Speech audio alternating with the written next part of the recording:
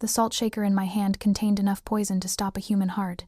I stood frozen beside table 12, watching Charles Miller straighten his tie as he approached the private dining room where 4 Japanese executives waited to finalize the biggest deal of his career. $500 million. The future of his tech company.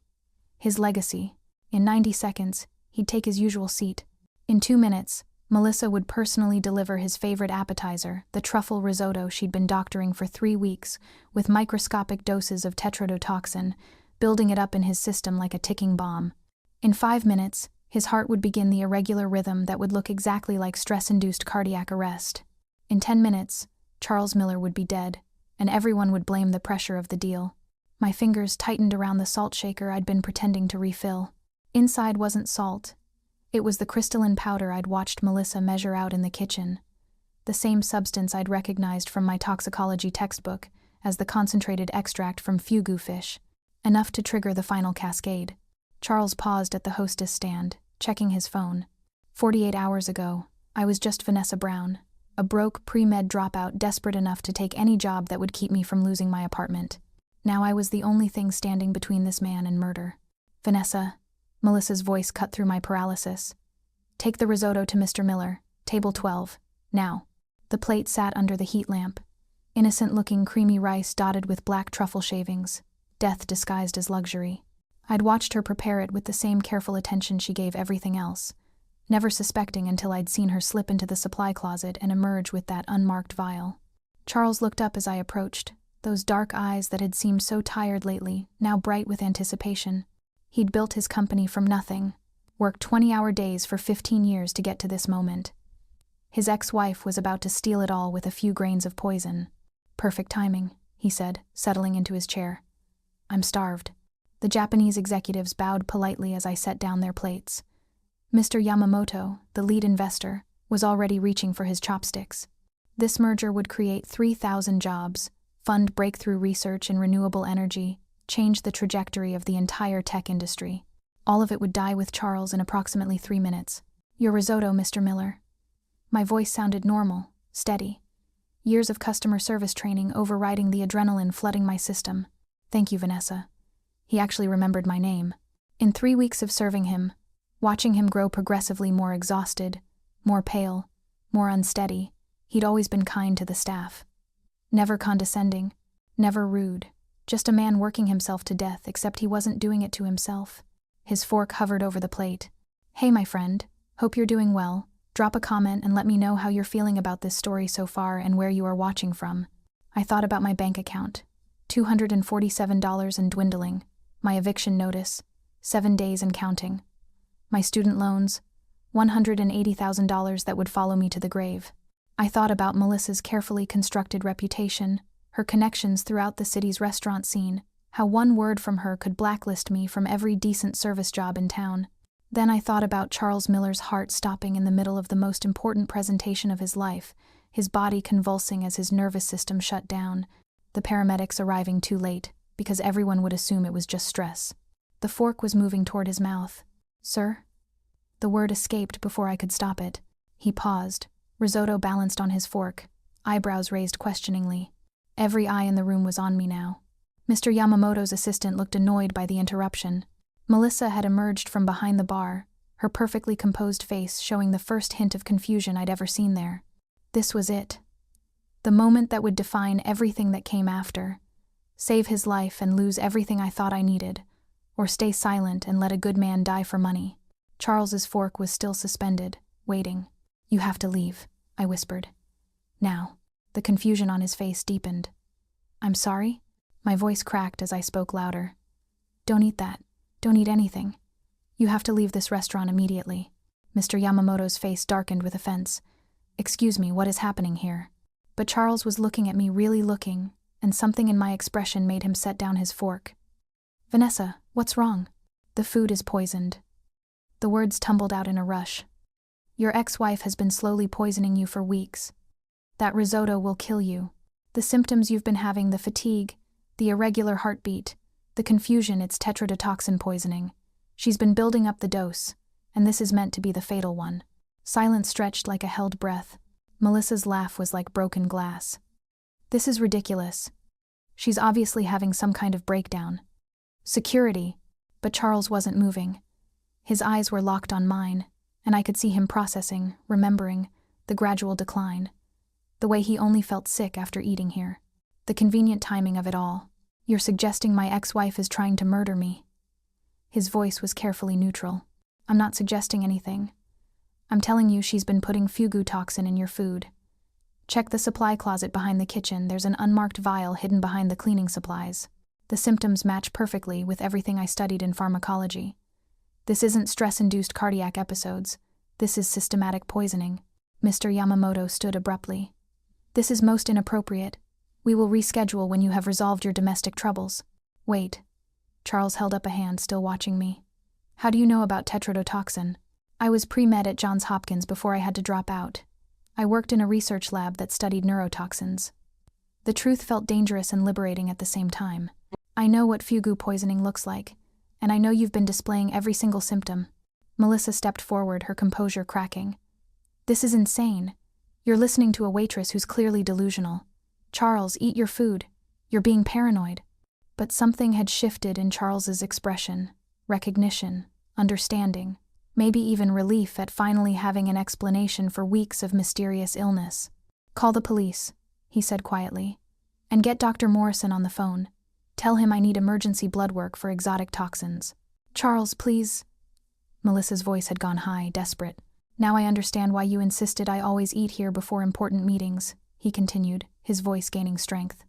Why you always personally prepared my food. Why you were so concerned about my health while refusing to let me see a different doctor than the one you recommended. The Japanese executives were gathering their papers, clearly wanting no part of whatever this was about to become. Mr. Yamamoto paused at Charles's shoulder. Mr. Miller, when you have resolved these personal matters, please contact us. The merger can wait for your health. As they filed out, Charles turned back to me. If you're right about this, if you just saved my life. She's right. The voice came from the kitchen doorway. Marcus, the sous chef, stood holding an unmarked vial. Found this exactly where she said it would be, along with a syringe and some kind of measuring device.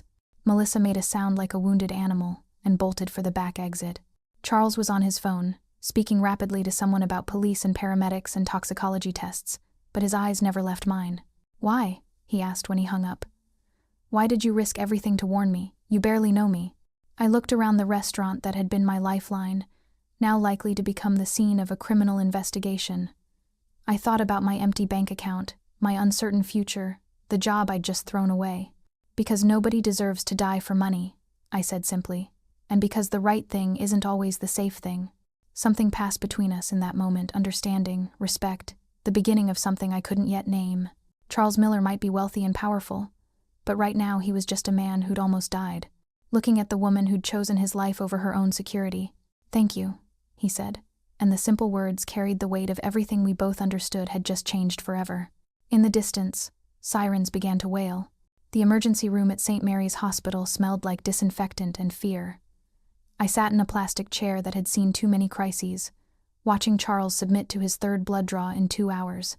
Detective Rodriguez had already taken my statement twice, each time with increasing skepticism that faded as the evidence mounted. Miss Brown. Dr. Morrison emerged from behind the curtain, his face grim. The preliminary tox screen confirms your suspicions. Mr. Miller has significant levels of tetrodotoxin in his system, enough to cause the symptoms he's been experiencing, and building toward a potentially fatal dose. Relief and vindication warred with the sick knowledge of how close we'd come to disaster. Charles appeared from behind the curtain, his shirt wrinkled, his usually perfect hair disheveled. For the first time since I'd known him, he looked human instead of untouchable. They want to keep me overnight for observation, he said, settling into the chair beside mine. Make sure there's no lasting damage. Detective Rodriguez flipped through her notebook. We've issued a bolo for Melissa Silverton. Her car was found abandoned at the marina, but no sign of her yet. She cleared out her bank accounts this morning. This was clearly premeditated. The word premeditated hung in the air like a curse. Someone had planned Charles's death with the same care most people put into planning a vacation. I still can't believe it, Charles said quietly. We were married for 8 years. I knew the divorce was ugly, but this... He trailed off, staring at his hands. Money makes people do terrible things, I said, then immediately felt stupid for stating something so obvious. but Charles looked at me with something like gratitude. You'd think I'd have learned that by now. Built my whole career on understanding human motivation, predicting behavior patterns. But I never saw this coming. Detective Rodriguez stood. We'll need both of you available for follow-up questions. Miss Brown, you'll likely be called as a key witness when we catch her. After she left, silence settled between us. The emergency room buzzed with its familiar chaos, crying children, worried families, the controlled urgency of medical professionals. I'd spent so many hours in places like this during my clinical rotations, back when I thought I'd be the one wearing scrubs instead of serving risotto. Why did you drop out of medical school? The question caught me off guard. Charles was studying me with the same intensity I'd seen him bring to business negotiations, but gentler somehow. Money. The simple answer felt inadequate. My dad got sick early onset Alzheimer's. Mom couldn't handle his care and work at the same time, so I came home to help.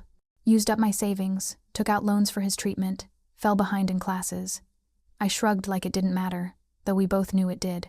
By the time he passed, I was too far in debt to go back. What year were you? Third. I was supposed to start my surgery rotation that fall. The old wound throbbed with familiar pain. Instead, I started waiting tables to pay for his funeral. Charles was quiet for a long moment. My father died when I was 15. Heart attack. Mom worked 3 jobs to keep us afloat, but we still lost the house. His voice carried its own weight of old pain. I swore I'd never be helpless like that again. Never let money be the reason I couldn't protect the people I loved. It was the first truly personal thing he'd ever shared with me, and I realized how carefully he usually guarded himself.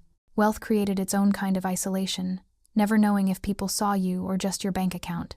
Is that why you built the company? The security? Started that way. But somewhere along the line it became about proving I was worth something.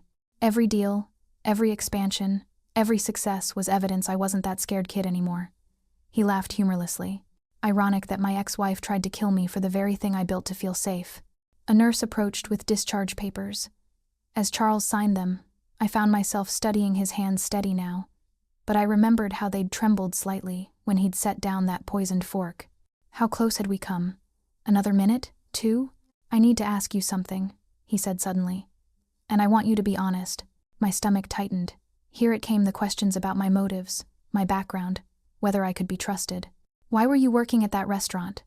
With your education, your obvious intelligence, you could be doing research, teaching, working in a hospital lab. Why were you serving food to people like me? The question stung because it echoed my own thoughts every morning when I put on that uniform. People like you? You know what I mean.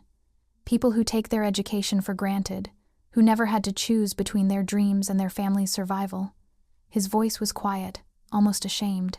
I eat at places like Silverton's, and never think about the brilliant people serving my food because they didn't have the luxury of pursuing their potential. It was such an unexpected acknowledgement that I felt tears prick my eyes. Most people don't see it that way. Most people are blind to their privilege. I used to be. He met my eyes. What I'm trying to ask is, what would it take for you to go back? To finish what you started? The offer was implicit, hanging between us like a lifeline I was afraid to grab. I can't accept charity. It wouldn't be charity. It would be an investment. His voice gained strength, the businessman returning. You saved my life today using knowledge most people don't possess. You recognized a sophisticated poisoning scheme that could have fooled medical professionals. That's exactly the kind of analytical mind my research division needs. Your research division? We've been developing medical AI systems, diagnostic tools, drug interaction databases, early warning systems for hospital patients. What you did today was pure pattern recognition and medical knowledge under pressure. That's invaluable. Hope was a dangerous thing. I'd buried it so deeply under practicality and debt that I'd forgotten how it felt to want something more than just survival.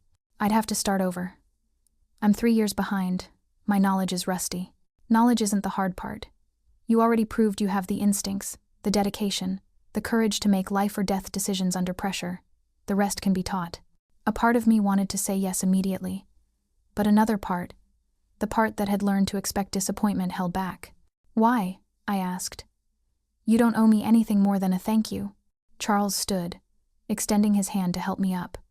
When I took it, his fingers were warm and solid, alive because I'd chosen to speak up. Because you gave me back my life, he said simply, and because I spent 8 years married to someone who saw me as a resource to be exploited. Today I met someone who saw me as a human being worth saving. even at personal cost to herself. We walked toward the hospital exit, the automatic doors sliding open to reveal the city beyond. Somewhere out there, Melissa was running from the consequences of her choices. Somewhere out there, the merger deal was in chaos. Charles's company was in turmoil, and my former co-workers were probably being questioned by police. But here, in this moment, there was something else. Possibility. "I don't know if I can do it," I admitted as we reached his car. "Medical school broke me the first time. What if I can't handle it again?" Charles paused with his hand on the door handle. "You know what I learned today? Sometimes the bravest thing you can do is trust someone else's faith in you when you've lost faith in yourself." His phone buzzed with messages, probably his board of directors, his lawyers, the media, all demanding explanations and decisions. The weight of his responsibilities was about to crash down again, but he ignored the phone and looked at me instead. "Think about it," he said. "But think about this too. You already proved you can make the hardest decision a medical professional ever faces. You chose to save a life when it cost you everything you thought you needed." As he drove away, I stood on the sidewalk with my phone full of missed calls from former coworkers, my apartment key in my pocket, and a future that had just shifted from impossible to uncertain. For the first time in 3 years, uncertain felt like hope.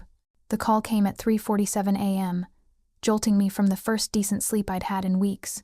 Unknown number, but in my current situation, every call could be the police with news about Melissa. "Vanessa Brown?" The voice was crisp, professional, unfamiliar. "Yes. This is Janet Pierce from Channel 7 News. We're running a story tomorrow about the attempted murder at Silverton Restaurant. I'd like to get your comment about your relationship with Charles Miller." My blood turned to ice. "My relationship? Our sources indicate you and Mr. Miller have been romantically involved for several weeks, and that you staged this poisoning incident to eliminate his wife and position yourself as his savior. Would you care to respond to these allegations?" The phone slipped from my numb fingers. I scrambled to pick it up, but Janet Pierce was still talking. "We also have information about your dismissed academic records and the real reason you left Johns Hopkins. This story goes live in 4 hours, Miss Brown. If you want your side heard, you have 30 minutes to call me back." The line went dead. I stared at my phone, mind racing. Dismissed academic records? The real reason I left Hopkins? I'd withdrawn voluntarily to care for my father. What could they possibly have found? My phone buzzed with a text from an unknown number. "Check your email. You have bigger problems than bad press. M. Melissa." She was alive, and she was fighting back. With shaking hands, I opened my email. The message contained no text, just a series of attached documents, medical records, academic disciplinary files, and a photograph that made my heart stop. The disciplinary hearing transcript was from my 3rd year at Hopkins. The incident I'd buried so deep I sometimes convinced myself it never happened. Dr. Marcus Webb, my research supervisor, the inappropriate relationship, the accusations, the internal investigation that had quietly concluded with my voluntary withdrawal and sealed records. The photograph showed me and Dr. Webb at a conference in Baltimore, his hand on my lower back, both of us laughing at some forgotten joke. Innocent enough, except for the timestamp showing it was taken 3 days before I reported his sexual harassment to the department. The implications hit me like a physical blow. The media would paint me as a serial manipulator of powerful men. First Dr. Webb, now Charles, the woman who cried wolf, who used false accusations to eliminate inconvenient people from her path. My phone rang again.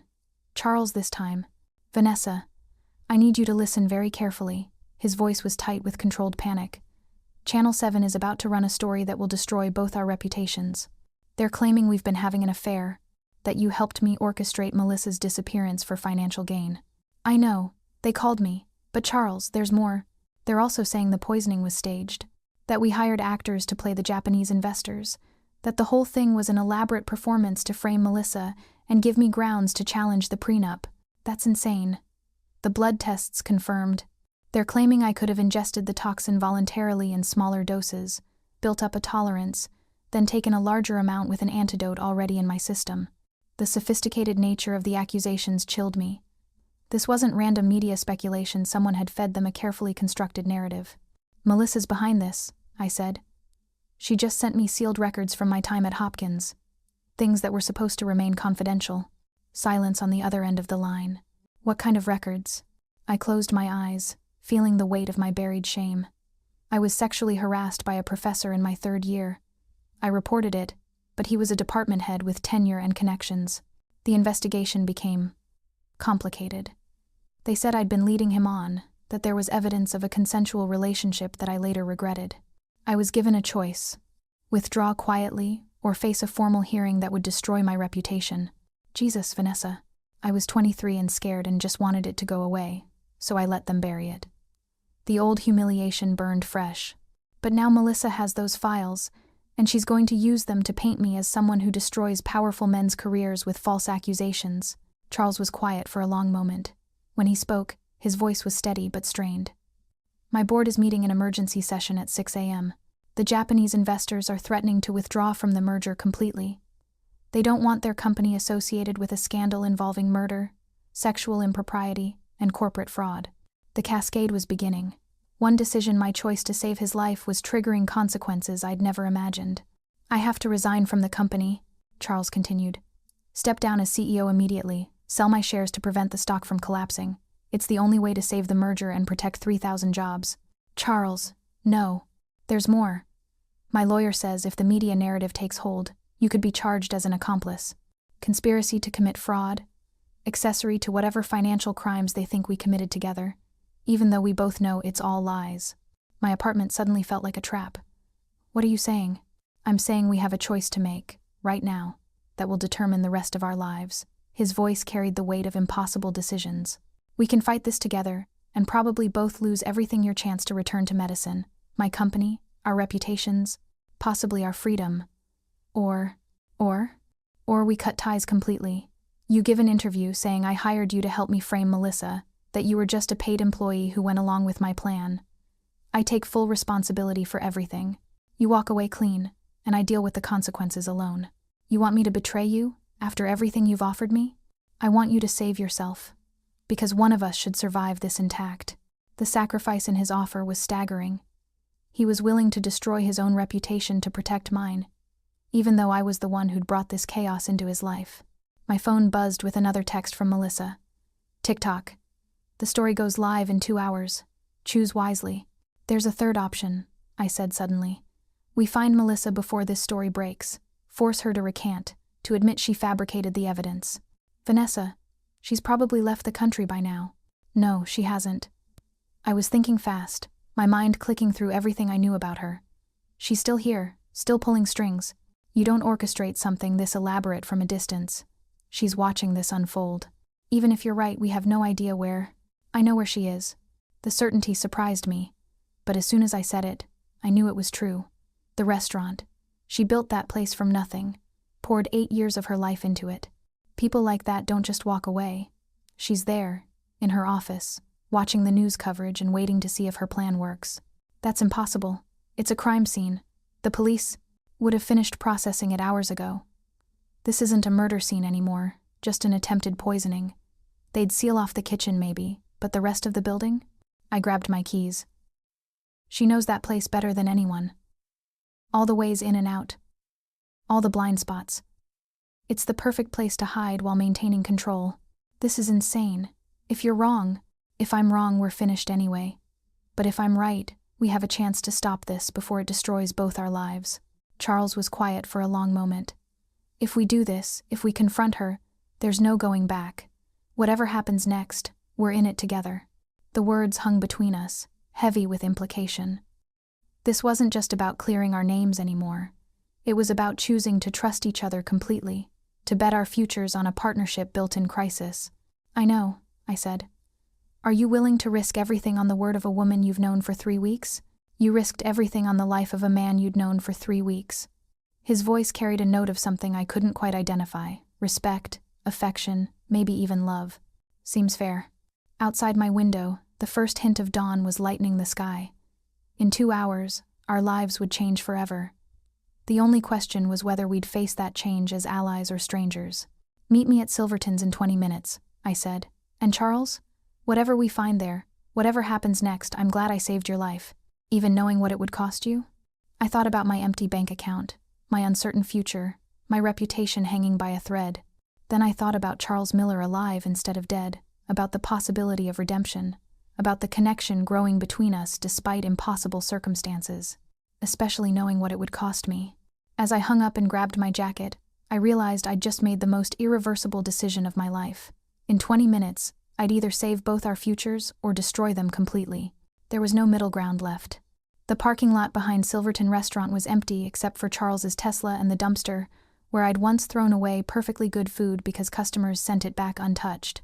Privilege and waste, how fitting that this might be where everything ended. Charles emerged from his car looking like he hadn't slept, which he probably hadn't. Designer clothes wrinkled, 5 o'clock shadow, that careful composure finally cracking under pressure. He looked human, vulnerable. Nothing like the untouchable CEO who'd walked into this restaurant yesterday. Any sign of her? He asked, scanning the building's dark windows. Not from here, but look. I pointed to the service entrance. The heavy steel door was propped open with a brick, something we never did because of the alarm system. She's here. We approached the building like we were entering a tomb. The familiar smells hit me first, lingering garlic and herbs, industrial cleaning solution, that particular staleness that settled in restaurants after closing. But underneath, something else, the metallic tang of fear. The office is upstairs, I whispered, leading Charles through the maze of stainless steel prep stations and walk-in coolers. If she's monitoring the news coverage, that's where she'd be. Our footsteps echoed despite our attempts at stealth. The restaurant felt different in the pre-dawn darkness, not the elegant dining room customers saw, but the cramped, efficient machine designed to separate people from their money.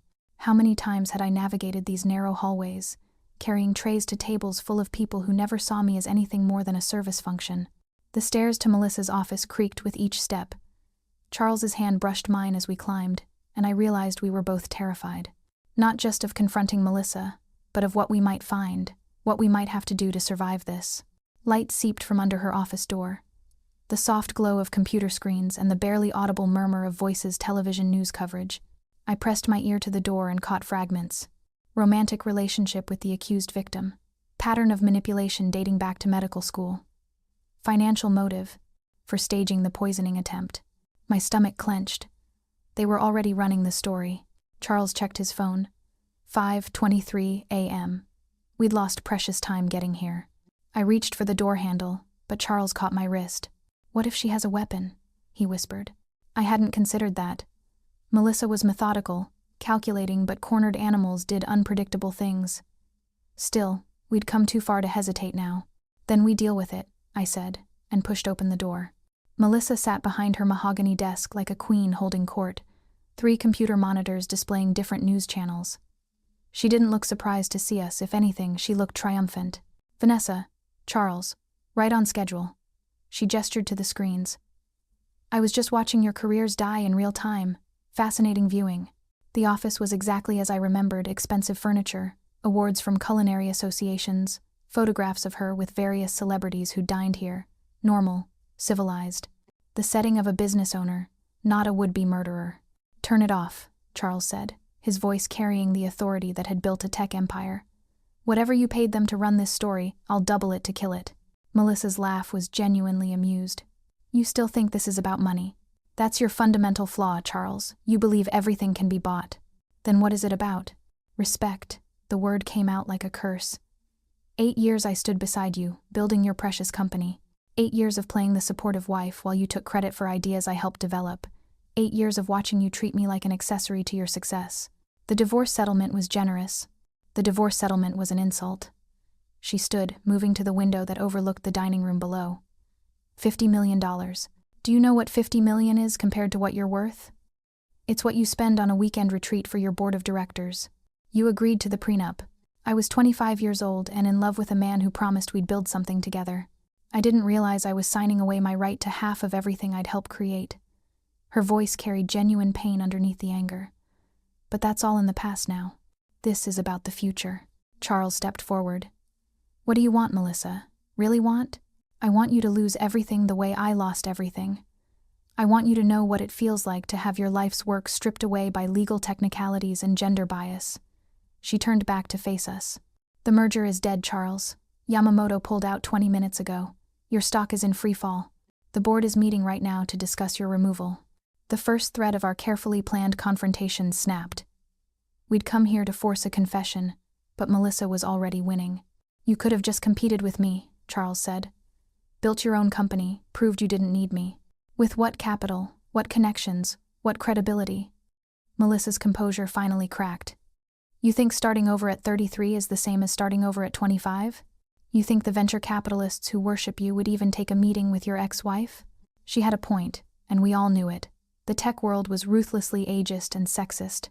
Charles had benefited from privileges she'd never have access to. So you decided to kill me instead, Charles said. I decided to level the playing field. Your death would have been tragic but quick. This, she gestured to the news coverage. This is much more satisfying. You get to live with the consequences. My phone buzzed with a text.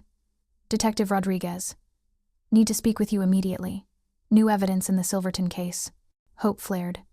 The police must have found something. Proof that I what? Poisoned my ex-husband? Melissa's smile was predatory. There is no proof, Vanessa, because I never actually poisoned anyone. The words hit like a physical blow. That's impossible.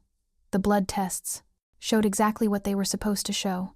Charles has been microdosing tetrodotoxin for weeks, building immunity like the ancient emperors did with arsenic. Yesterday's fatal dose was just enough to trigger detectable levels without causing harm. Charles went pale. You're saying I poisoned myself?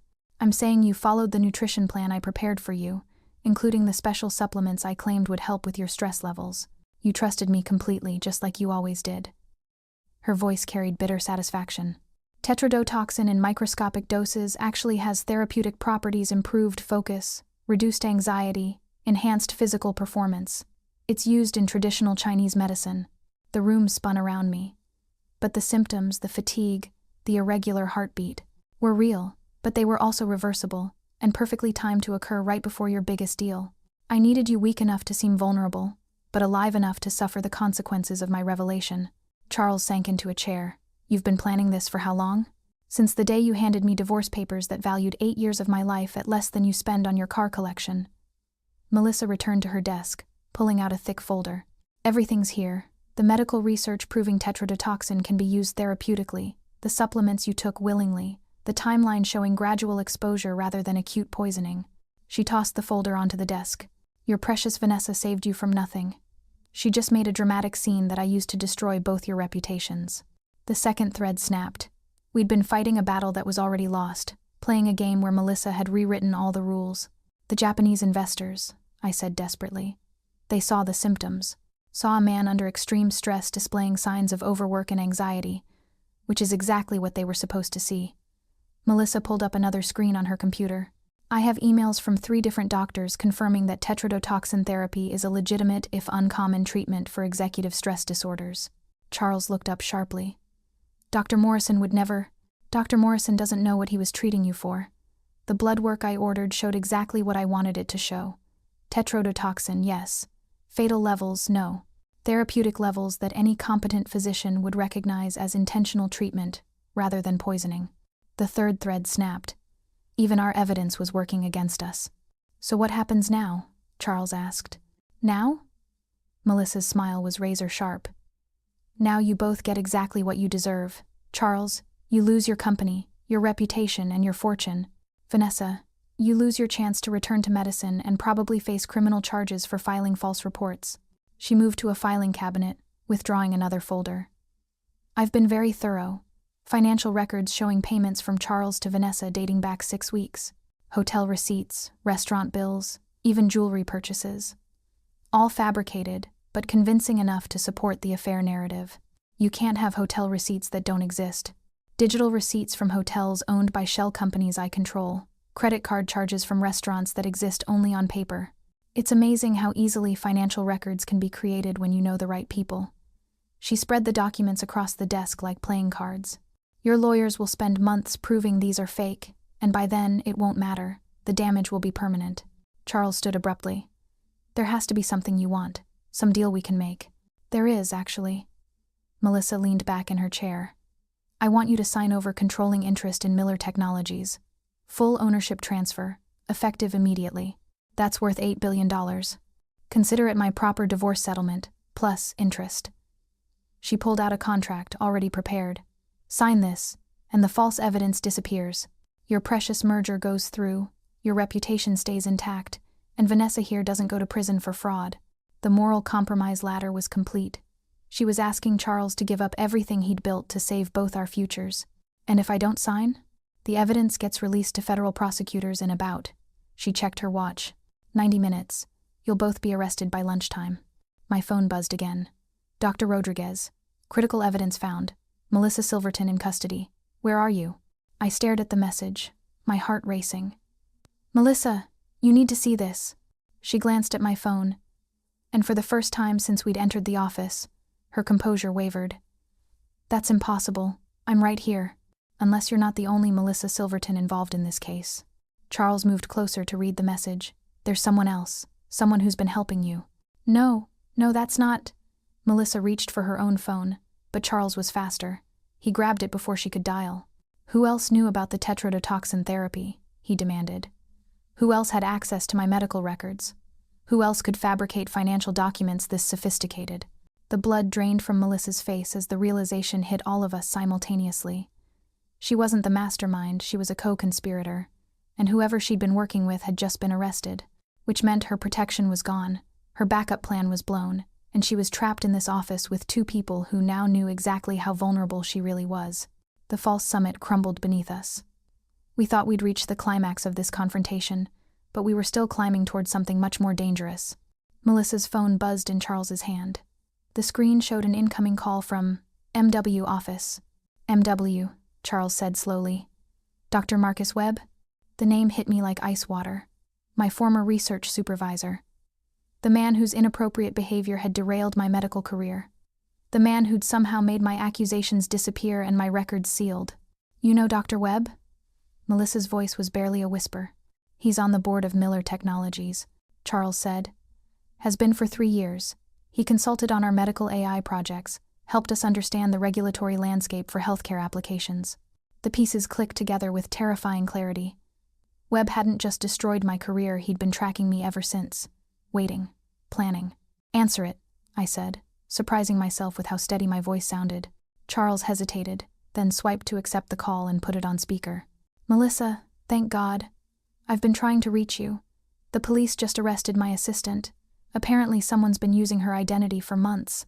The voice was exactly as I remembered. Cultured, authoritative, with that undertone of barely controlled manipulation. We need to accelerate the timeline. Is everything in position? Melissa opened her mouth, but I spoke first. Hello, Marcus. The silence stretched so long I thought the call had dropped. Vanessa Brown, he finally said, and I could hear the smile in his voice. My most promising student. I wondered when you'd figure it out. Charles was staring at me with growing comprehension. How long have you two known each other? Dr. Webb was my research supervisor at Johns Hopkins, I said, until he sexually harassed me and then destroyed my career when I reported him. Harsh words, Vanessa. I prefer to think of it as redirecting your path. Webb's voice carried that same patronizing tone I remembered. You were always too idealistic for medicine, too willing to sacrifice yourself for others. I simply helped you find a more suitable occupation. You ruined my life. I saved your life. Do you have any idea how many brilliant women I've watched burn out trying to prove they belong in medicine? You were headed for the same fate, working yourself to death, accumulating debt, sacrificing everything for a profession that would never truly accept you. Charles stepped closer to the phone. What does any of this have to do with my company? Ah, Charles, still thinking linearly. Webb's chuckle was infuriating. This was never about your company, though destroying it is a pleasant bonus. This is about Vanessa. My hands started shaking. What are you talking about? 3 years ago, I learned about your father's illness, your financial struggles, your withdrawal from school. I realized I'd been too hasty in ending our mentorship. You still had so much potential, so much untapped talent. So you've been watching me for 3 years? Guiding you? That apartment you're living in? I own the building. The restaurant job? I recommended you to Melissa when she needed someone with medical knowledge on her staff. The gradual exposure therapy I designed for Charles? I needed someone with your specific expertise to recognize the symptoms. The room felt like it was tilting. You orchestrated all of this. I orchestrated your redemption arc, Vanessa.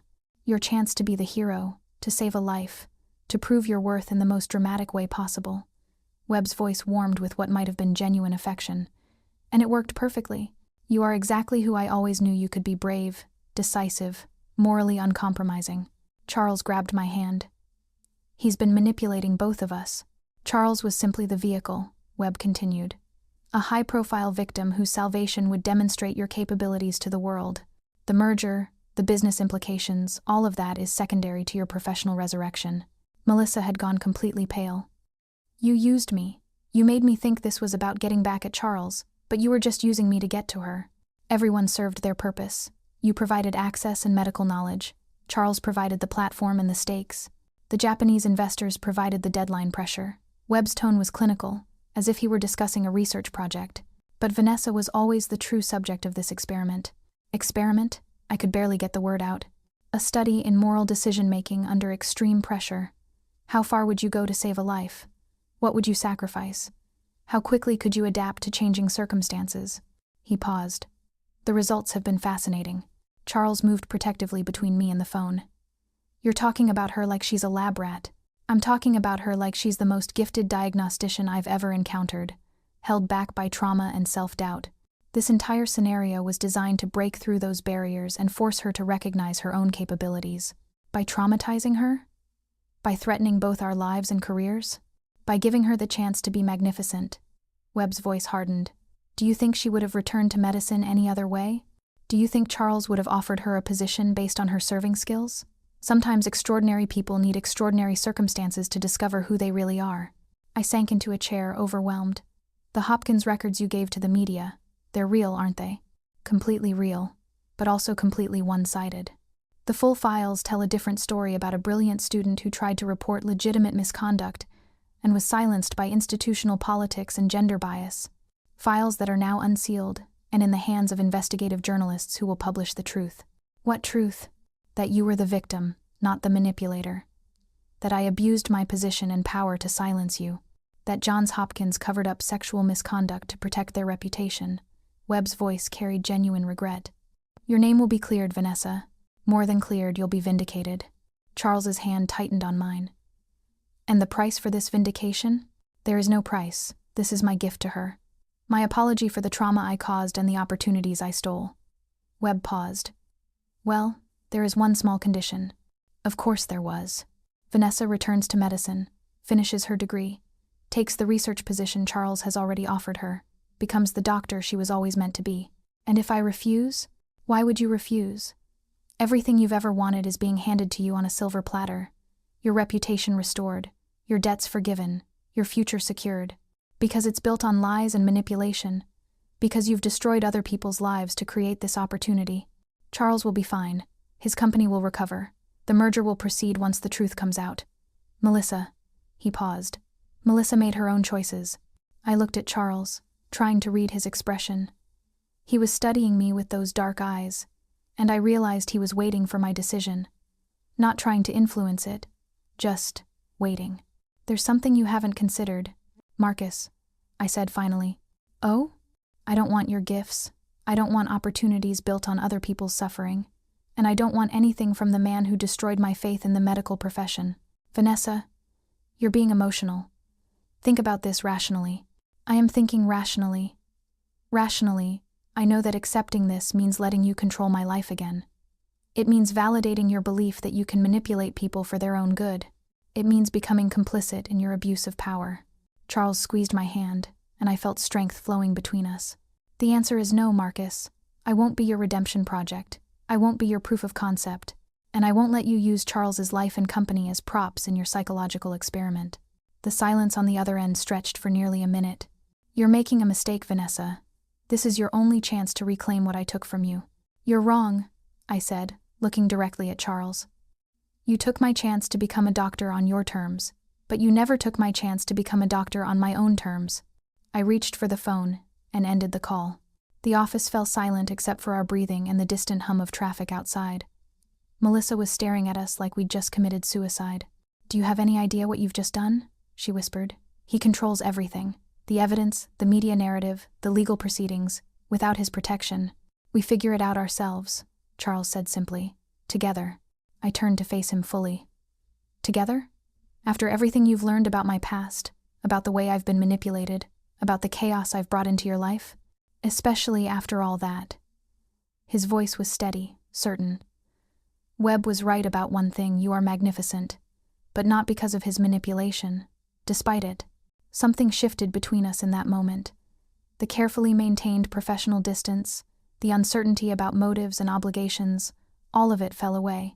We were two people who'd been thrown together by circumstances beyond our control, who'd chosen to trust each other when trust seemed impossible, who'd just rejected salvation because it came at the wrong price.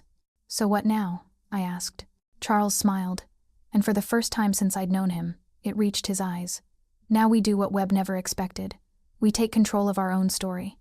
He pulled out his phone and started dialing. "Detective Rodriguez? This is Charles Miller. I need to report a kidnapping, conspiracy, and corporate espionage case involving Dr. Marcus Webb."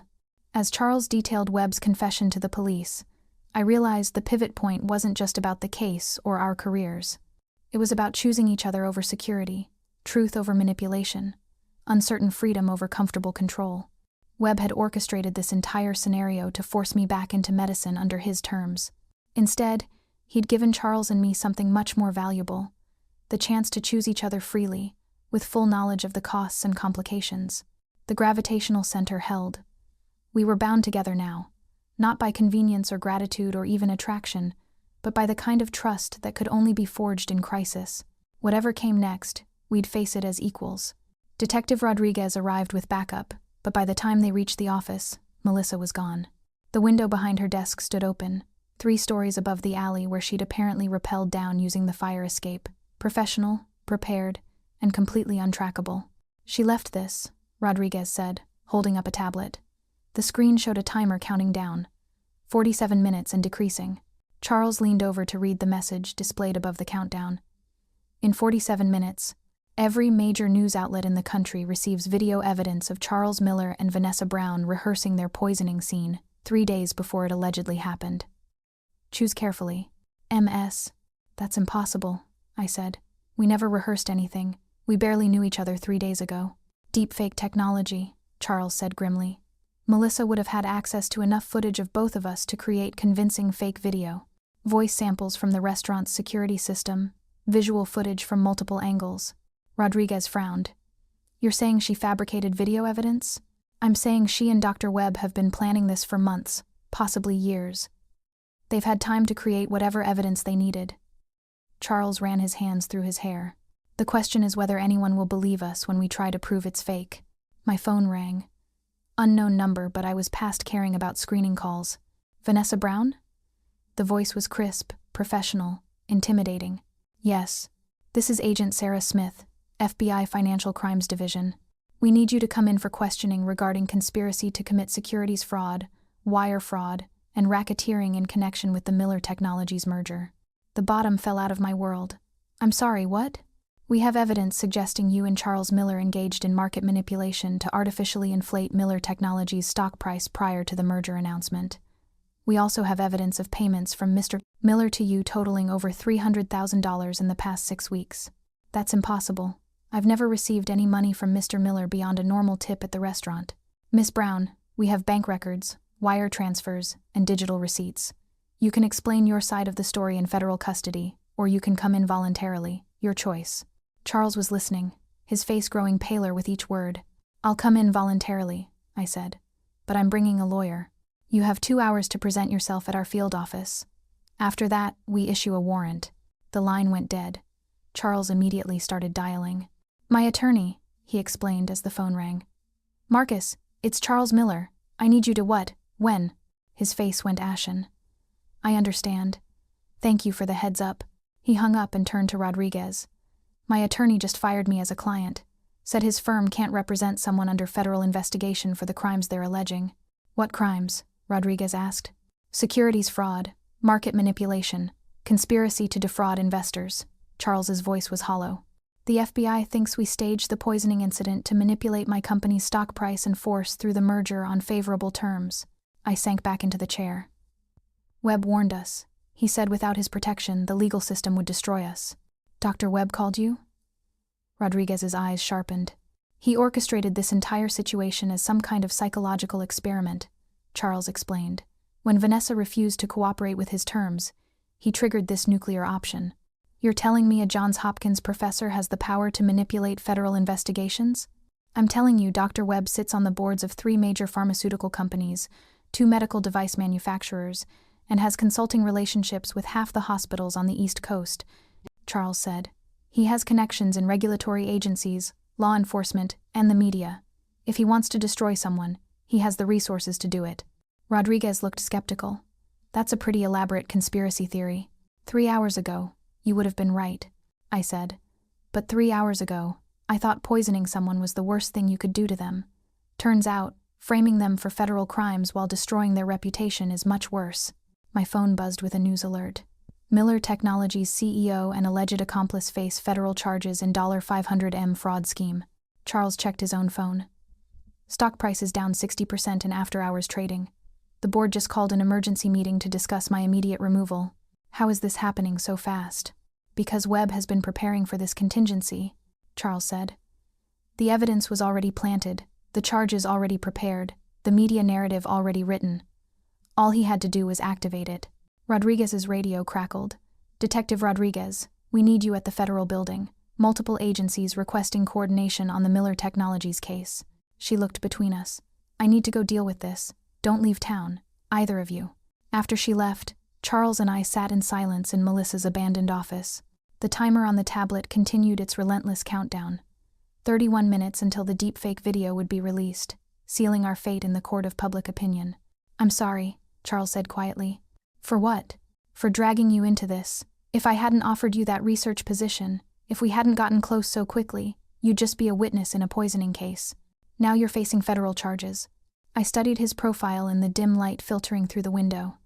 Even now, facing the destruction of everything he'd built, his first concern was my well-being. You didn't drag me anywhere, I said. I chose to save your life. I chose to trust you. I chose to reject Webb's offer. Every decision that brought us here was mine. You chose based on incomplete information. You didn't know about Webb, about his history with you, about the level of manipulation involved. No, but I knew who you were when it mattered. I reached for his hand. When you were about to eat that poisoned food, I didn't save Charles Miller the CEO or Charles Miller the billionaire. I saved Charles Miller the human being who was about to die. He turned to look at me. And now that human being is going to lose everything, his company, his reputation, possibly his freedom, and take you down with him. Maybe, probably. I surprised myself by smiling. But at least we'll face it together. Vanessa, you don't understand what federal prison is like. And you don't understand what it's like to have your entire sense of self stripped away by institutional abuse, I countered. I survived Webb destroying my career and my faith in myself. I survived 3 years of believing I wasn't worthy of the dreams I'd worked toward my entire life. I think I can survive whatever comes next, as long as I don't have to face it alone. Charles was quiet for a long moment. Webb was right about one thing. You are magnificent. But not because you're brilliant, or brave, or morally uncompromising. He lifted our joined hands and kissed my knuckles. Because you choose love over fear, even when fear makes perfect sense. The word love hung between us, spoken quietly but with absolute certainty. Not the desperate attachment of crisis, not the gratitude of life-saving, but something deeper and more durable. Is that what this is? I asked softly. I don't know what else to call it. I've known you for 3 days, and I trust you more than people I've worked with for years. I've seen you sacrifice everything you thought you needed to save a stranger. I've watched you reject salvation because it came at the wrong price. If that's not love, it's something close enough to sustain me through whatever comes next. The timer showed 18 minutes. In 18 minutes, our faces would be broadcast across the country as federal fugitives and conspirators. In 2 hours, I'd be in FBI custody. By tonight, Charles would likely be removed from his company and facing decades in prison. But sitting in that office, holding hands with a man I barely knew but completely trusted, I felt something I hadn't experienced since my father's diagnosis. Peace. Charles? Yeah? When this is over, when we've served our time or been exonerated or whatever happens, I want to try again. Try what again? Medical school. But not because Webb wants me to, or because you offered me a position, or because I'm trying to reclaim what was stolen from me. I met his eyes. Because I want to be the kind of doctor who sees people the way you see me. Someone who chooses to save lives even when it costs everything. Charles smiled. And despite everything, the countdown timer, the federal charges, the destroyed reputations, the uncertain future, it was a smile full of hope. When this is over, he said, I want to build something new. Not Miller Technologies, not a tech empire, not a monument to my own ego, something that matters, something that helps people like us, people who've been failed by the systems that were supposed to protect them. Together, if you'll have me. The timer hit 10 minutes. Soon, the deepfake video would be released, the federal charges would go public, and our brief, intense connection would be tested by forces designed to tear it apart. But for these last few minutes of relative freedom, we sat together in the ruins of our carefully planned lives and imagined a future built on truth instead of manipulation, on chosen love instead of convenience, on hope instead of fear. It might have been naive, it might have been impossible, but it was ours. The abyss had claimed everything we thought we needed. What remained was everything we actually needed: each other, the truth, and the courage to keep choosing love even when the world insisted on fear. 10 minutes and counting. The timer hit 0 as we sat in Charles's Tesla outside the FBI field office. His phone exploded with notifications, texts, calls, news alerts, social media mentions. The deepfake video was live. I forced myself to watch it on his phone screen. The video quality was disturbingly perfect. Charles and I, in what appeared to be the restaurant's private dining room, rehearsing our spontaneous interaction. The fake Vanessa warned the fake Charles about poisoned food, while he coached her on timing and delivery. The fake Charles handed the fake Vanessa an envelope thick with cash. Jesus, Charles breathed. If I didn't know this was fabricated, I'd believe it myself. The video included audio of our supposed conversation. Make sure you look genuinely panicked, fake Charles instructed. The investors need to believe you're saving my life, not following a script. And you're sure this will work? Fake Vanessa asked. The merger goes through, my stock price doubles, and you get enough money to pay off your debts and disappear. Everyone wins. It was sophisticated enough to fool experts, let alone the court of public opinion. Charles's phone rang. His board chairman. Charles, I'm sorry, but we have no choice. The board voted unanimously for your immediate termination. Security will escort you from the building, and all company assets are frozen pending investigation. David, you've known me for 10 years. I know. But the video evidence is damning, and we have fiduciary duties to shareholders. I'm sorry, Charles. Truly. The line went dead. 15 years, Charles said quietly. I built that company from nothing, and they erased me in 15 minutes. My own phone rang. Unknown number, but I recognized the area code Baltimore. Johns Hopkins. Miss Brown, this is Dean Patricia Harrison from Johns Hopkins School of Medicine. I'm calling to inform you that in light of recent allegations and video evidence, the university is permanently barring you from readmission to any medical program. We're also launching an internal investigation into your previous misconduct claims against Dr. Webb. Dr. Harrison, the video is fabricated. Miss Brown, we've also received information suggesting your original harassment allegations against Dr. Webb were part of a pattern of false accusations designed to advance your career through victim status. We take such allegations very seriously. The cruelty of it took my breath away. Webb hadn't just destroyed my present, he was retroactively poisoning my past, making my genuine trauma into evidence of my moral failure. Furthermore, Dean Harrison continued, we're forwarding our findings to the Medical Licensing Board. You'll be permanently barred from practicing medicine in any capacity. Not just medical school, not just Johns Hopkins. Medicine itself was now forever beyond my reach. After she hung up, Charles and I sat in silence. 24 hours ago, I'd been a struggling waitress with dreams of returning to medicine. Now I was a federal fugitive banned from the only profession I'd ever wanted to pursue. We should go in, Charles said finally. Delaying won't make this easier. But as we approached the federal building, my phone rang again. Detective Rodriguez. Vanessa, don't go in there. What? New evidence just came to light. Dr. Webb's assistant, the real one, not the fake identity Melissa was using, she's talking. Apparently, she's been documenting everything for months, building a case against Webb for insurance fraud, medical malpractice, and conspiracy. Hope flickered, dangerous and fragile. What kind of documentation? Recordings, financial records, email chains, evidence that Webb has been systematically destroying careers and manipulating medical research for years. You weren't his first victim, Vanessa. You were just his most elaborate project. Charles leaned closer to the phone. What about the federal charges? That's the problem. The FBI investigation is being run by Agent Sarah Smith, who's married to Dr. Robert Smith, one of Webb's research partners. She's not going to let evidence that implicates her husband see the light of day. The corruption went deeper than we'd imagined. Webb hadn't just infiltrated the medical establishment, he had allies in law enforcement, regulatory agencies, academic institutions, a network of people protecting each other's interests at the expense of truth. So what do we do? I asked. Run, Rodriguez said bluntly. Get out of the city. Go somewhere Webb's influence doesn't reach. Give me time to build a case with the evidence I have. You're asking us to become actual fugitives. I'm asking you to stay alive and free long enough for justice to work. If you walk into that building, you'll disappear into the federal system, and Webb wins permanently. Charles started the car. Where would we go? My assets are frozen. My credit cards are probably monitored. I have an idea, I said suddenly.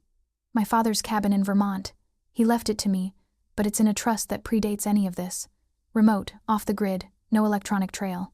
Vanessa, if we do this, if we run instead of surrendering, there's no going back. We'll be actual fugitives. As opposed to being imprisoned fugitives? Charles was quiet for a moment. If we run together, and they catch us, the charges get worse. Fleeing prosecution, conspiracy to evade justice. We could be looking at decades instead of years.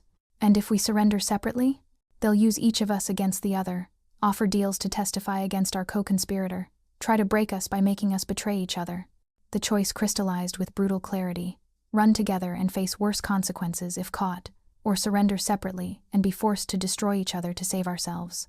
There's a third option, I said quietly. What? Surrender.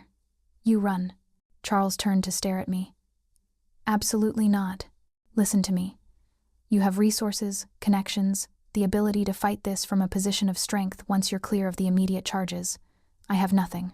I'm more useful to both of us in federal custody, where I can document everything they do to me, everything they offer me to testify against you. Vanessa, no. They'll break you. The isolation, the pressure, the constant interrogation. They already broke me once, Charles, at Hopkins when I was 23 and alone, and believed that institutions existed to protect people like me. I reached for his hand. But I'm not that person anymore. I know now that sometimes the only protection we have is the truth and the people who choose to believe it. You're asking me to abandon you. I'm asking you to save yourself so you can save both of us later. Charles pulled his hands away.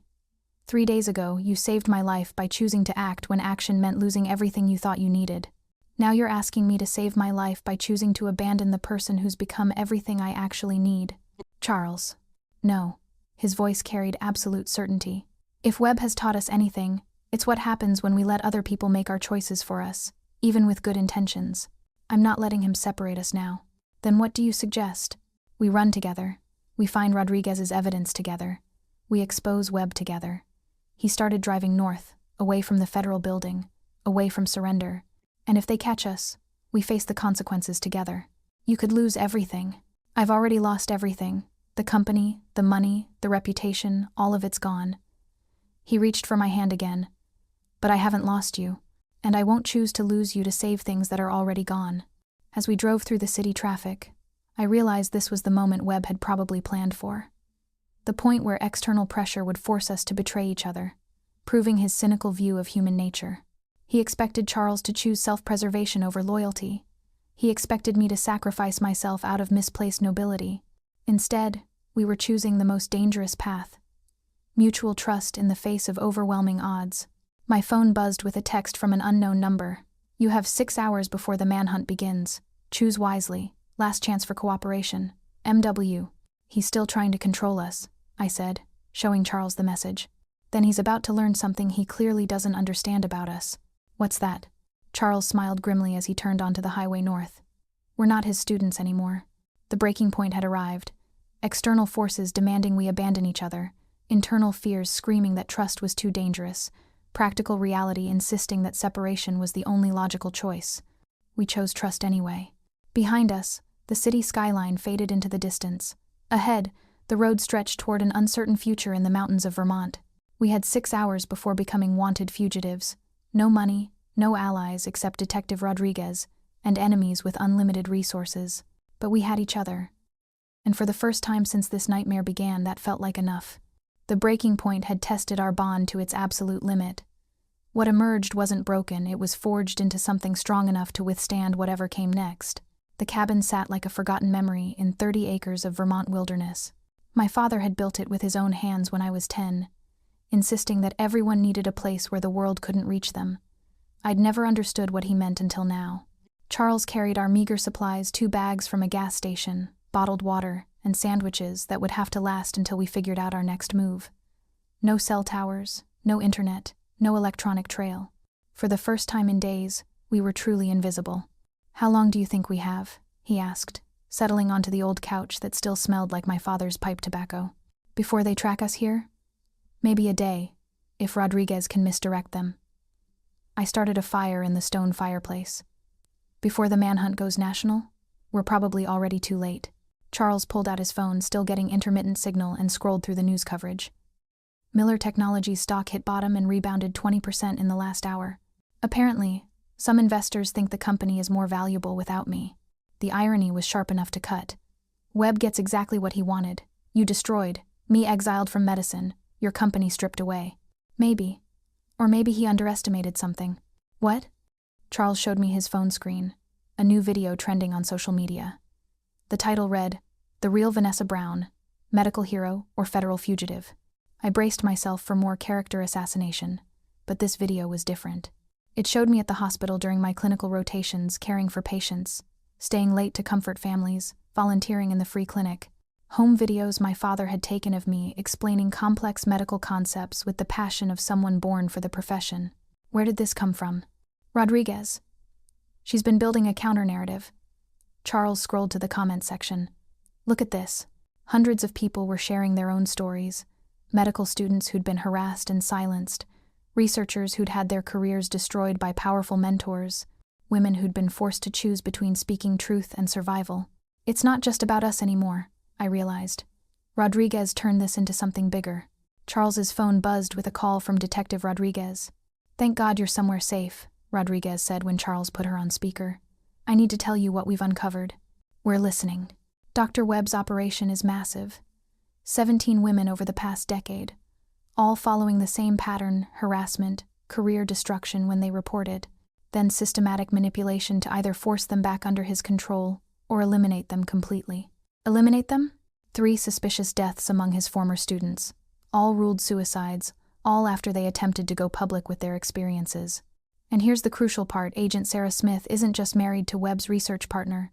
She's been actively covering up his crimes for years. Charles leaned forward. "So the federal charges against us are completely fabricated, designed to silence you before you could expose the larger conspiracy. But here's what Webb didn't expect: his assistant, Dr. Jennifer Morrison, has been secretly recording everything for the past 2 years. Why? Because her sister was one of Webb's early victims, died by suicide after he destroyed her career in psychiatric medicine." Rodriguez's voice hardened. "Morrison has audio recordings of Webb planning your psychological manipulation, video evidence of him doctoring medical records, financial documents showing payoffs to law enforcement and regulatory officials." Hope flickered to life. "That's enough to bring him down?" "More than enough. But there's a problem. Morrison is in federal protective custody, and Agent Smith is blocking access to her evidence. We need something big enough to force the story into the open, something Smith can't suppress." I looked at Charles, an idea forming. "What if we give Webb exactly what he wants?" "What do you mean?" "He orchestrated this entire situation to prove his theory about human nature, that people will betray each other when pressured, that idealism collapses under self-interest." I stood, pacing to the window where early snow was beginning to fall. "What if we prove him wrong so publicly, so dramatically, that his entire worldview becomes the story?" Charles caught on immediately. "We surrender, together, in front of the media. Not just surrender, we confess to everything: the relationship, the conspiracy, the market manipulation. We take full responsibility for crimes we didn't commit." Rodriguez was quiet for a moment. "That's insane. You'd be handing them a conviction. We'd be handing Webb exactly what he thinks he wants, while forcing him to confront something he can't control," I said. "If we surrender together, publicly declaring our love and accepting responsibility for each other's actions, it becomes a story about choice and sacrifice instead of greed and deception. And when the truth comes out, when Morrison's evidence surfaces, the contrast between our supposed crimes and Webb's actual crimes becomes undeniable," Charles added. "We become martyrs instead of criminals. You're gambling your entire futures on the hope that the truth will eventually win." Charles took my hand. "We're betting on something more reliable than hope. We're betting on love." "I need to make some calls," Rodriguez said. "If you're really going to do this, we need maximum media coverage. The story has to be big enough that Smith can't bury it." After she hung up, Charles and I sat in the firelight, holding hands and contemplating the most dangerous decision of our lives. "Are you sure about this?" he asked. "I've never been sure about anything," I admitted. "But I'm sure about you. I'm sure about us. And I'm sure that Webb's greatest weakness is his inability to understand what we've found together." "What have we found?" "Proof that love isn't weakness. That choosing each other doesn't make us victims of manipulation. It makes us immune to it." Charles pulled me closer on the old couch. "When we walk into that courthouse tomorrow, they'll arrest us immediately. We might not see each other again until trial. Then we'd better make tonight count." For the first time since the poisoning incident, we allowed ourselves to exist without crisis, without planning, without fear of the next catastrophe. We talked about our childhoods, our dreams, our fears. We shared stories about our fathers, our failures, our hopes for a future that might not exist. And somewhere in those quiet hours by the fire, I realized Webb had been right about one thing. Extraordinary circumstances had forced me to discover who I really was, but he'd been wrong about everything else. I wasn't the brilliant but fragile student who needed protection and guidance. I wasn't the victim who required rescue and rehabilitation. I wasn't the manipulator who used crisis to advance my own interests. I was a woman who chose love over safety, truth over convenience, and hope over cynicism, even when those choices cost everything I thought I needed. Charles had discovered something similar. He wasn't the isolated CEO who trusted money more than people. He wasn't the privilege-blind businessman who saw others as resources to exploit. He wasn't the control-obsessed perfectionist who required dominance to feel secure. He was a man who chose partnership over power, vulnerability over invincibility, and faith over fear, even when those choices destroyed everything he'd built. Webb's experiment had worked, just not the way he'd intended. Instead of breaking us or controlling us, the pressure had forged us into people strong enough to choose each other freely. The next morning, we drove back toward the city in silence. At 10 a.m., we would surrender at the federal courthouse in front of assembled media. By noon, we'd be in separate cells awaiting arraignment. By evening, our confession would dominate news cycles across the country. But as we reached the city limits, my phone rang. Rodriguez again. "Turn on the radio. Channel 97.5. Charles tuned to the station as an investigative reporter's voice filled the car. "In an exclusive Channel 7 investigation, we've obtained secret recordings that expose a decade-long conspiracy of sexual harassment, career destruction, and federal evidence tampering orchestrated by Johns Hopkins professor Dr. Marcus Webb." We pulled over to listen as Dr. Jennifer Morrison's voice played over the airwaves. "Doctor," Webb specifically stated that Vanessa Brown and Charles Miller had to be destroyed because their refusal to cooperate threatened to expose his entire operation. He said, and I quote, "They think love makes them strong, but it makes them predictable. People in love will sacrifice themselves for each other, which makes them easy to control." The reporter continued, "Agent Sarah Smith of the FBI has been placed on administrative leave pending investigation into her role in fabricating evidence against Brown and Miller. The federal charges against both have been dropped, and the Justice Department is now investigating Dr. Webb for conspiracy, fraud, and civil rights violations." Charles and I looked at each other in stunned silence. "Morrison went public," I breathed. "She couldn't wait for us to sacrifice ourselves," Charles said. "She saw the counter-narrative Rodriguez was building and decided to act." My phone buzzed with a text from an unknown number. "The truth has a way of surfacing, regardless of how deep you try to bury it. Thank you for giving me the courage to stop being afraid. J.M." Another text, this one from Rodriguez. "Webb was arrested 20 minutes ago. Melissa Silverton turned herself in to federal authorities and is cooperating fully. The nightmare is over."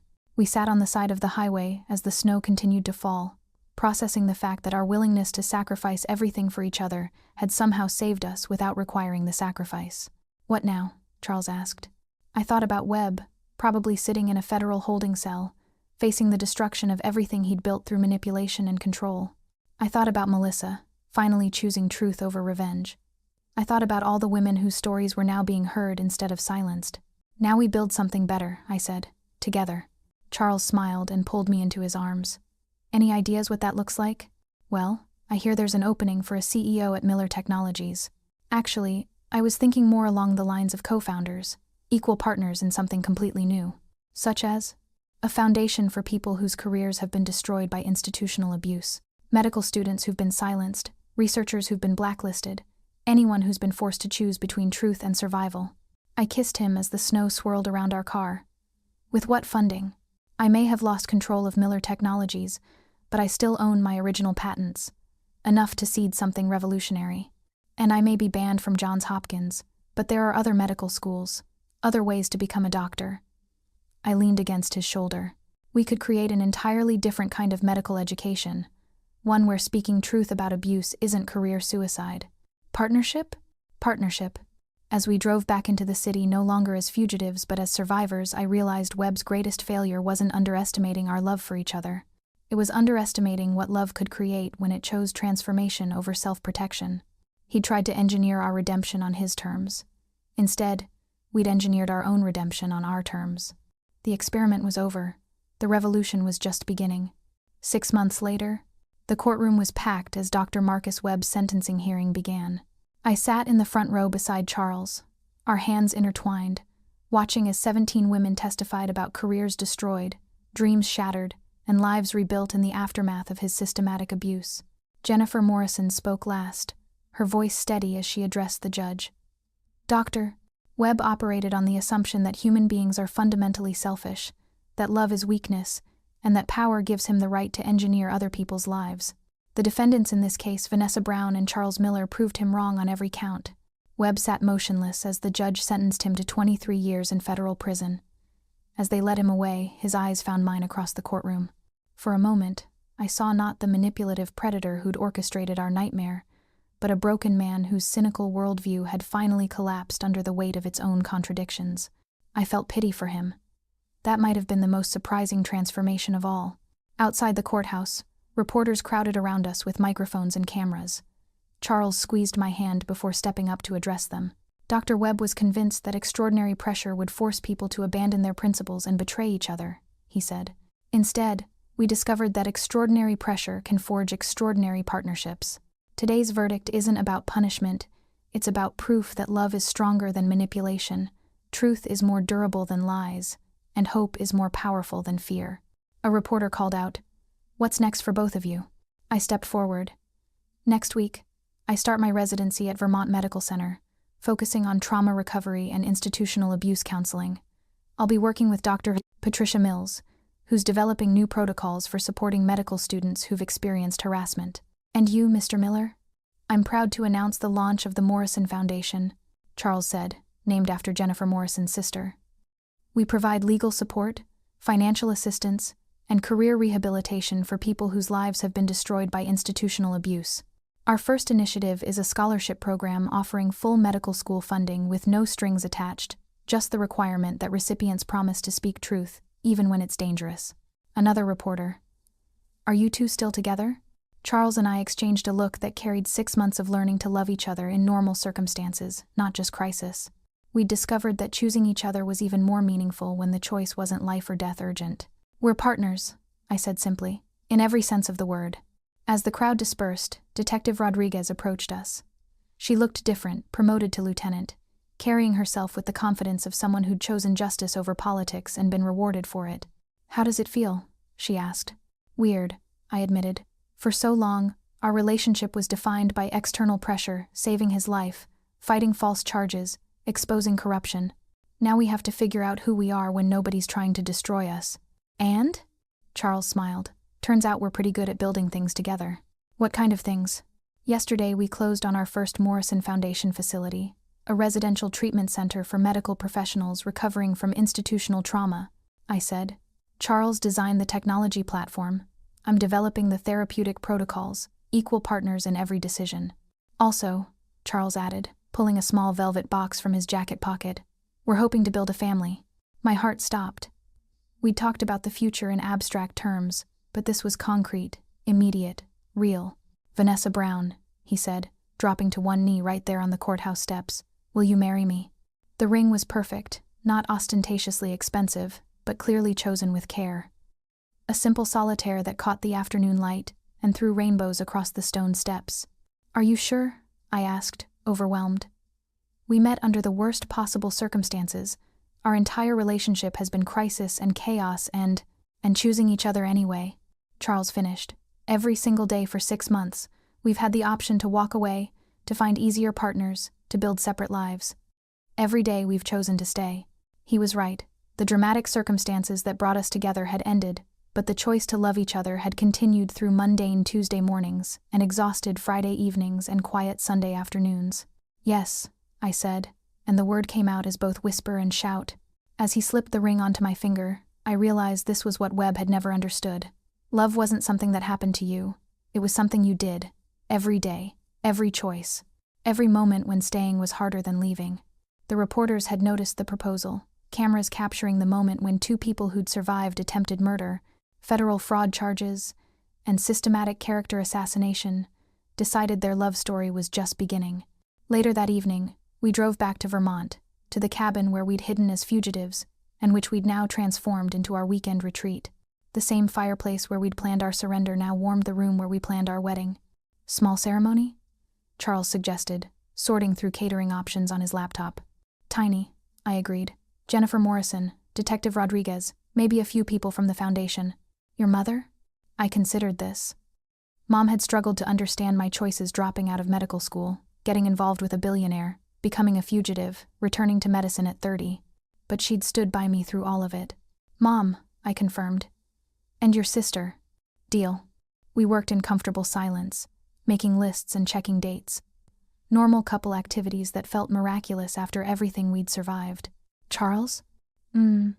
Do you think we would have found each other if none of this had happened? If you'd never eaten at Silverton's? If Webb had never orchestrated his experiment?" Charles closed his laptop and turned to face me. "Honestly, probably not. You were trapped in a job that didn't challenge you, convinced you'd never return to medicine.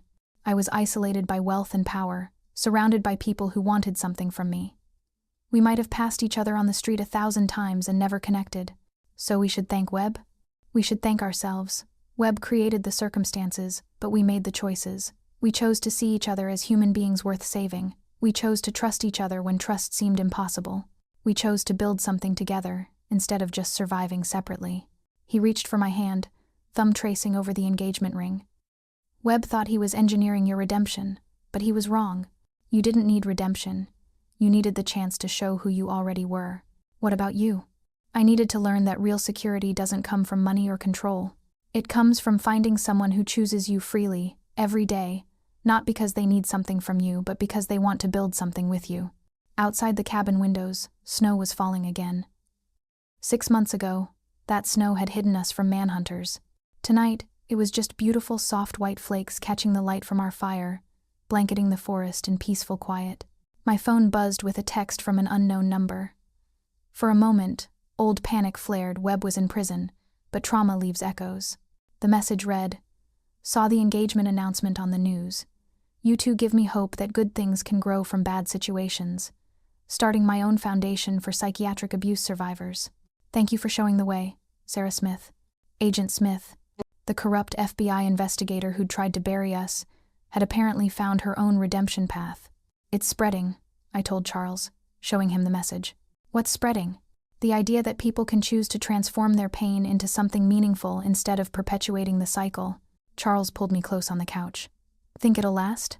The foundation, the changes, the ripple effects?" I thought about Jennifer Morrison's courage, Detective Rodriguez's promotion, the 17 women who'd testified today, the medical students who would benefit from our scholarship program, the trauma recovery center we were building. "Webb was right about one thing," I said. "People are predictable under pressure, but he was wrong about how they're predictable. When you give people the chance to choose love over fear, hope over cynicism, truth over convenience, most of them will make the right choice, even when it costs them." "Most of them?" "Enough of them. Enough to change the system from the inside out." Charles kissed the top of my head. "What happens next?" I curled deeper into his arms, listening to the steady rhythm of his heartbeat, the same heartbeat I'd saved 6 months ago, the same heartbeat that now matched mine in quiet moments like this. "Next, we get married. We build our foundation. I become the kind of doctor who protects people instead of institutions. You become the kind of CEO who measures success in lives changed instead of profits generated. And after that? After that, we keep choosing each other. Every day, every crisis, every ordinary Tuesday when love is a decision instead of a feeling." "For how long?" I tilted my head up to meet his eyes, those same dark eyes that had looked at me with confusion when I'd warned him about the poisoned food, with gratitude when he'd understood I was saving his life, with growing respect as we'd faced each crisis together, and now with love that was both passionate and peaceful. For as long as we keep believing that choosing each other makes us stronger instead of weaker, I said. Which, if web taught us anything, should be forever. Outside, the snow continued falling, covering our footprints from earlier walks, blanketing the world in fresh possibility. Tomorrow would bring new challenges, patients to heal, students to mentor, systems to change, lives to touch. But tonight, there was just this. Two people who'd found each other in the worst possible circumstances and decided to create the best possible future, together. The story that had begun with poison and conspiracy and attempted murder had transformed into something Webb never could have engineered. Authentic partnership built on mutual choice, sustained by daily commitment, and dedicated to proving that love multiplies rather than divides strength. Vanessa Brown and Charles Miller, former Waitress and former CEO, future doctor, and future foundation director, two people who'd learned that the most revolutionary act in a cynical world is to choose hope anyway. The fire crackled, the snow fell, our future stretched ahead, uncertain but unafraid. And somewhere in a federal prison, Dr. Marcus Webb was probably still trying to figure out where his calculations had gone wrong. He'd never understand that the equation was simpler than he'd thought. Love plus choice plus courage equals transformation. We were living proof. Sometimes the most dangerous thing you can do to a manipulator is prove that love really can conquer fear. Webb spent years engineering other people's stories. He just never expected Vanessa and Charles to write their own ending. What did you think of this emotional roller coaster? Drop a comment below and let me know. Did Vanessa and Charles's love story give you hope? Or do you think they were crazy to trust each other so completely? And if this story kept you on the edge of your seat for 90 minutes, smash that like button and subscribe for more intense, emotional stories that'll make you question everything you think you know about love, trust, and second chances. What story should I transform next? Leave your suggestions in the comments. I read every single one,